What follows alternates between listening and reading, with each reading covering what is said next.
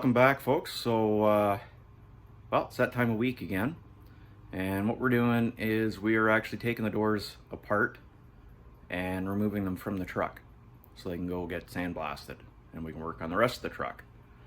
Now, I mentioned that a while ago that was the plan because I want to get the door bottom sandblasted where just basically where the skin folds over. It's all crusty. Now, in GM's infinite wisdom, the door hinges are spot welded to the door and to the pillar, and they're about a 1/2 inch around spot weld. They're huge. It's a problem. So I was talking to my friend Ryan, who I bought the truck from, and he told me the trick to getting them apart. So that's what I'm going to show you. So I can't take any credit for it, but I'm going to at least pass it along so that if you ever have to remove the door from your S10, you'll know how. Okay, so I've gone ahead and I've removed this side already. So this gets us a good opportunity to look at the hinges and see kind of how they look. So yeah, you can see it's all spot welded onto the truck here, which was really nice of them. So let's go around and have a look at the ones we got to remove still. So you'll see the pin comes up and through, right? So it looks like we need to put a bushing in this one anyway. Oops. And then if we come down here, this pin comes up through. So I'm gonna do is, I'm gonna put the light here, which will hopefully shine enough light on here. And I'll set the camera up and we'll start removing the pins. Okay, what you're gonna need is a 1/4 drive extension, and you're gonna take it so the female end is on the end of this pin. And we're gonna take a hammer, and we're gonna take and just basically drive it straight up. Now this part sucks because you kind of don't really have anything to hold on to.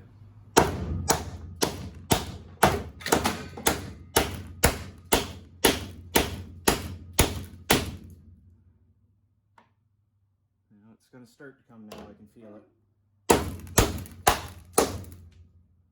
There we go. So the pin is starting to come up. And what you have to do now is get some type of punch or, something you can put on the bottom end of here.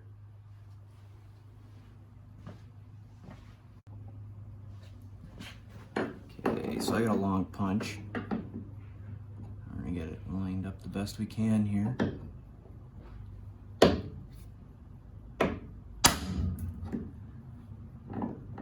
With any luck, the pin will come up and out pretty easy.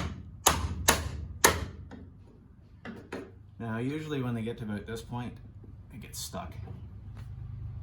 So we'll have to work at that, and I'll show you how I did that on the other side, because it was my first time taking one of these apart too. Okay, up top here, the only difference is you got to take this spring out of here. So I'm going to warn you, no matter how big or how small, a spring is a spring. Be careful, please. It's not my favorite thing either. All right. And there's our spring out, right? The spring out, now we can finish driving this pin down and out.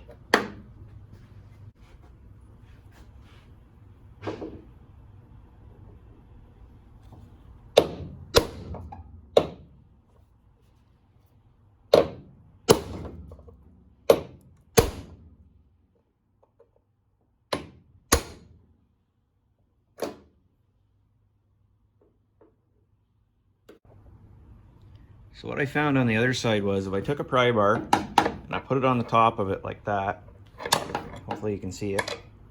Let me move the camera just a little bit. Okay, so I take and I kind of sit it on the top of the pin. I'll take my hammer. And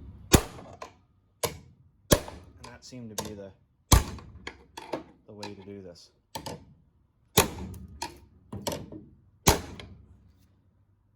For the most part anyway. So that's got it to the point where it's just about through. And now we'll go back down and we'll do the bottom one. Okay, so down here I've done the exact same thing, and I've just driven the pin up, right? So with the pin driven up, next thing I'm gonna do is should be able to basically just wiggle it out of here on this side, because this side's pretty loose. So that's that pin, and we'll do the same thing up top, and then our door is just sitting here basically, right?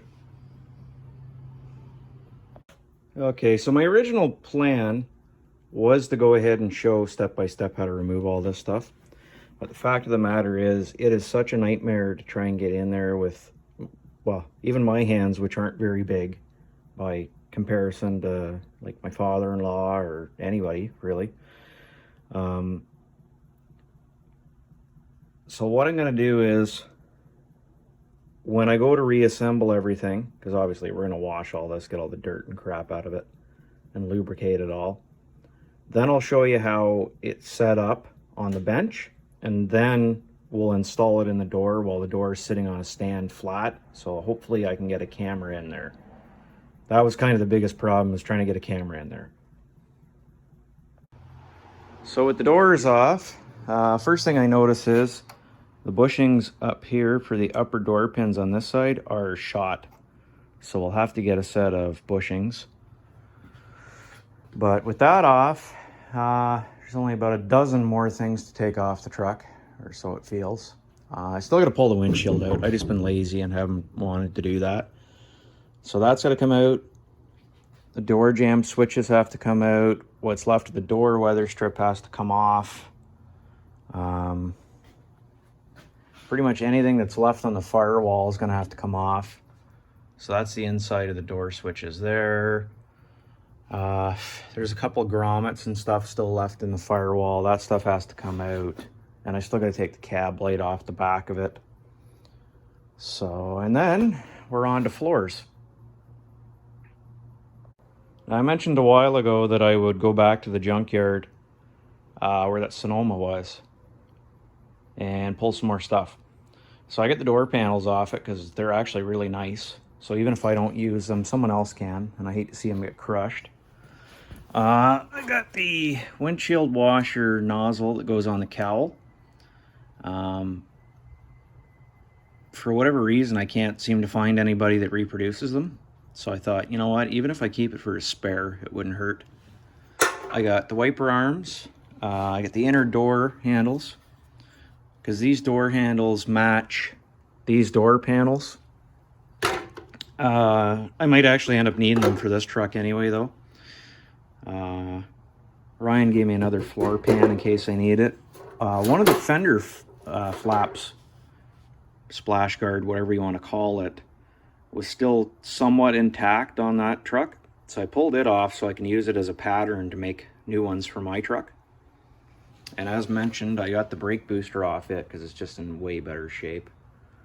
I took the master so I have all the right size fittings, and I got the clutch pedals out of it because they should be the right ones for this truck, because these ones are hydraulic clutch with power brakes.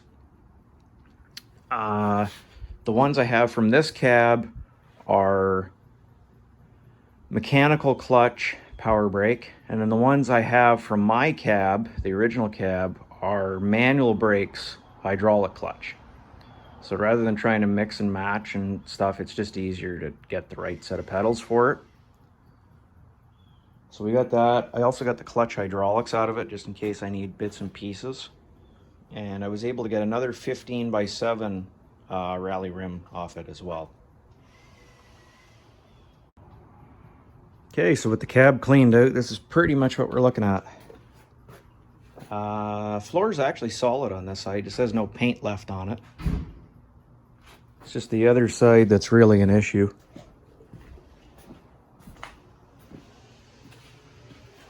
This whole floor pan's pretty much rotted right out. And so is this section here, and we'll have to make a piece for the bottom of the cowl here. There was a big mouse nest in here, so that's why that's like that. All right, so you did have a video yesterday. Problem was somehow part 38 and part 39 ended up crossed together. I don't know what happened, but I went through and I fixed it, and that's why it's re-uploaded now. So this week we will be working on the floors, and I'll probably pull the windshield out too. And after that, we can continue forward.